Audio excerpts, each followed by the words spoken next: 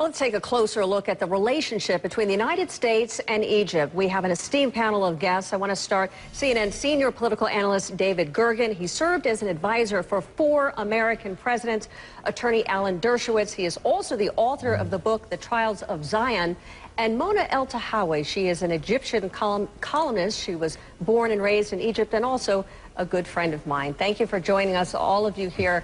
Obviously, a very tense time in Cairo, in Egypt, in the Middle East. David, I want to start off with you because every trip that I've taken to the Middle East with the U.S. president, even my trip with the former First Lady Laura Bush, the questions have all been the same. How can the U.S. support such a brutally repressive Egyptian regime? Today, you've got the U.S. Special Envoy for Egypt, Frank Wisner, who says that Mubarak must be in power, stay in office to steer these changes. How much longer is the U.S. going to still protect this guy, Mubarak, and why? Well, I think they're only protecting him now through the transition, and that transition may be shorter rather than longer. Look, Susanna, overall, I think the President Obama deserves high marks for the way he's handled this. I would have disagreed with some minor aspects, but overall, we are a much better shape today than we were, say, 72 hours ago. We've pulled back from the brink of a potential civil war in the country. Their government is now, in the form of the vice president, is talking to the aspects or representatives of the opposition. The Army has clearly said we're not going to interfere.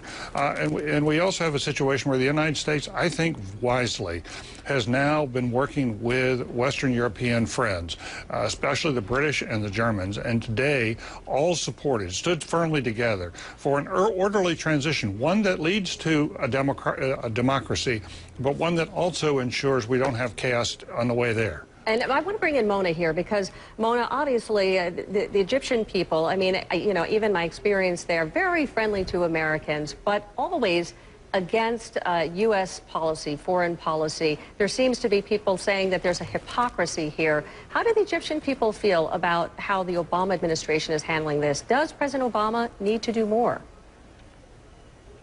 Absolutely, Suzanne, because, you know, we were both at university right next to Tahrir Square, so you know what a central place that is in Cairo and how important and how much it makes me ecstatic to see this push for freedom in my hometown.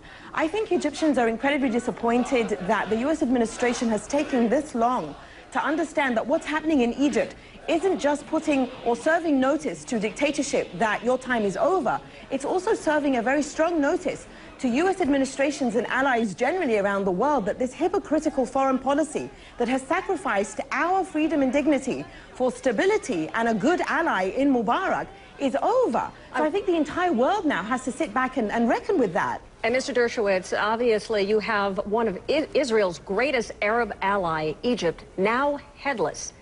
Is Israel now in trouble?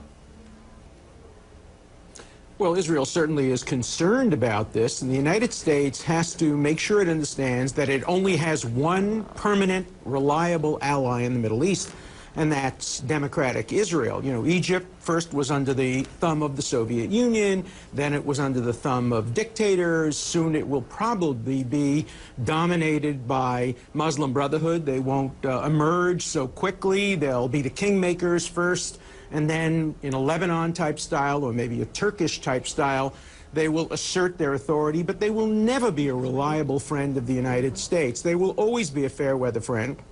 And the United States must understand that it can't sacrifice its greatest friend, its permanent friend, Israel, in order to try to satisfy a fair-weather friend. And so I think what President Obama has to do is he has to send a stern message to Egypt and to Jordan and to all the other countries in the area. Our support for Israel is a constant. It will never vary. If you want to be our friend, you can't be breaking treaties with Israel. You must maintain the peace. That is a very important part of what has to happen now over the next months as we worry that the Muslim Brotherhood will have increasing power. Thank you. Hey, David, very quickly here. Suzanne, can I answer that? Yes, please. You know, it's interesting to hear Alan use the word democracy, because that's exactly what Egypt is working on right now. These millions of Egyptians who have been on the street for the past 12 days want to be democratic. So it's very hypocritical of you to describe Israel as a democracy and then try to be alarmist about what's happening in Egypt, because surely you and everyone in Israel should be happy that your neighbor wants to be a democracy, and democratic neighbors are happy. If it's a real democracy, not a Hamas type, and then not want Egypt to have a democracy. You know, you can't label democracy. Democracy is the people choosing the government they want. And what you're doing is you're being alarmist. This is not about the Muslim Brotherhood. This is about Egyptians determining their future without anyone else's interference. David, you want to respond? The people chose Adolf Hitler in 1932 by democratic means, and the people would probably have chosen Ahmadinejad by democratic means. So democracy has to be both structural, that is, elections, but also functional. If you elect people who then take away all the rights and make women wear burqas, and deny people the right of dissent, that may be a pretense of democracy, but not a real democracy. Israel would love nothing more than to have real democracy and it has nothing to do with burqas. You're talking nonsense. You're just wrong. Obviously, of course, it has everything to do with the Muslim Brotherhood. They are the dominant political force in Egypt today. Yes, David, please weigh in if you will. I think this illustrates better than anything I could the tightrope that President Obama is walking, and I think he's walking it well. And to my good friend Alan Dershowitz, clearly we need to remain firm friends with Israel. But it's also true that Israel will be best served if the United States has more than one friend in the region. And if we do have friends among Arab leadership and with democratic Arab countries in the long term, I think the president has been wise to say our principles support the people in the streets, but the way we get there has to be an orderly transition so we do not have chaos and we do not have radicals that take over that government. I think we're going to have to leave it there. I appreciate all of you coming on this panel. Obviously, David Gergen, Alan Dershowitz, and Mona Eltahawy. We appreciate your point of view.